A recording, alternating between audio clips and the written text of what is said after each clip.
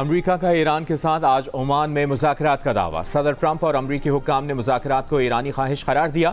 ایران نے ٹرمپ اور امریکی حکام کے دعوے مسترد کر دیے۔ مذاکراتی عمل دوبارہ بحال کرنے کے لیے اسلام آباد مفاہمتی یادداشت پر عمل درآمد کی شرط لگا دی۔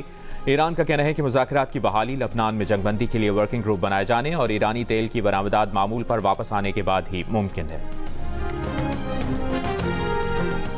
ایران کے سپریم لیڈر مجتبیٰ خامنہئی نے اپنے والد سید علی خامنہئی کی شہادت کا بدلہ لینے کا اعلان کر دیا۔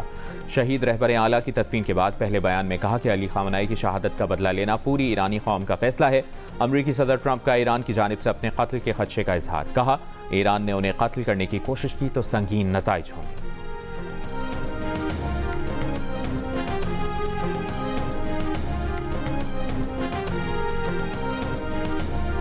پاکستان اور سعودی عرب کا امریکہ ایران حالیہ کشیدگی پر تشویش کا اظہار۔ کشیدگی میں کمی کی ضرورت پر زور۔ نائب وزیر اعظم اسحاق ڈار اور سعودی وزیر خارجہ فیصل بن فرحان کا رابطہ۔ مذاکرات اور سفارتی کوششوں کے تسلسل کی ضرورت پر اتفاق۔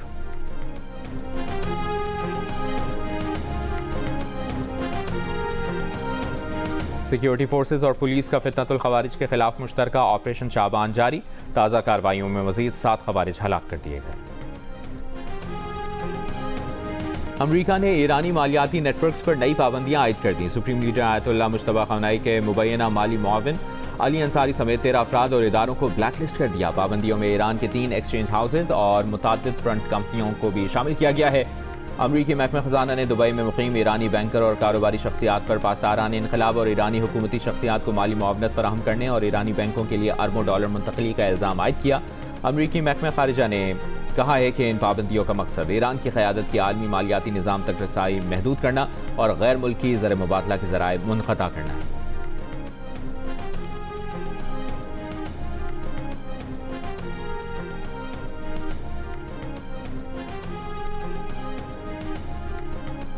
تہران کبھی امریکہ کے آگے نہیں جھکے گا۔ امریکہ مفاہمتی یادداشت سے پیچھے ہٹا تو ایران اپنے دفاع کے لیے تیار ہے۔ ایران کے چیف مذاکرات کار باقر غالباف کا بیان۔ کہا ایران اپنے وطن کے دفاع کی تیاریاں کبھی نہیں روکے گا۔ ایران کے وزیر خارجہ عباس عراقچی نے مفاہمتی یادداشت کی خلاف ورزیوں کا الزام مسترد کر دیا۔ کہا ایران نے اب تک اپنے وعدوں کی پاسداری کی ہے، اس کے برعکس امریکی وزیر خزانہ MOU کے پیراگراف 9 کی خلاف ورزی کر رہے ہیں۔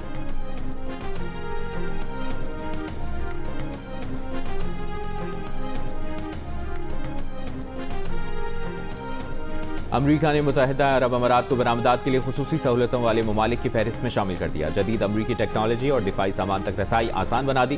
خبر ایجنسی کے مطابق متحدہ عرب امارات A5 ایکسپورٹ کیٹیگری میں شامل ہونے والا پہلا خلیجی اور ترکی کے بعد دوسرا اسلامی ملک ہے۔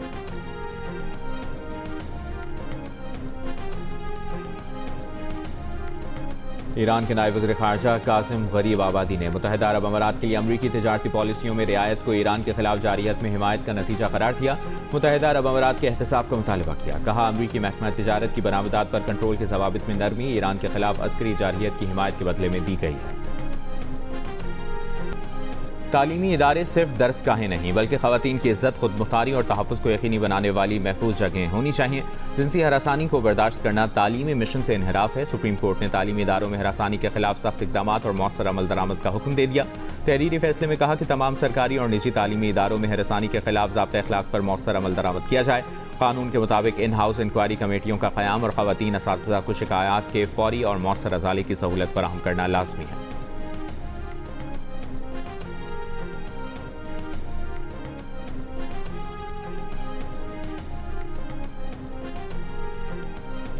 نائب وزیر اعظم اسحاق ڈار کی زیر صدارت بندرگاہی رابطوں میں بہتری سے متعلق اعلیٰ سطح کا اجلاس۔ بندرگاہی رابطوں میں بہتری، آپریشنل نظام کو مؤثر بنانے، اداروں کے درمیان تعاون بڑھانے اور تجارت اور لاجسٹکس کو آسان بنانے پر غور۔ اسحاق ڈار نے کہا کہ پاکستان کا جغرافیائی محل وقوع ایک اہم قومی اثاثہ ہے۔ بہتر رابطوں سے ملک زیادہ سے زیادہ معاشی فوائد حاصل کر سکتا ہے۔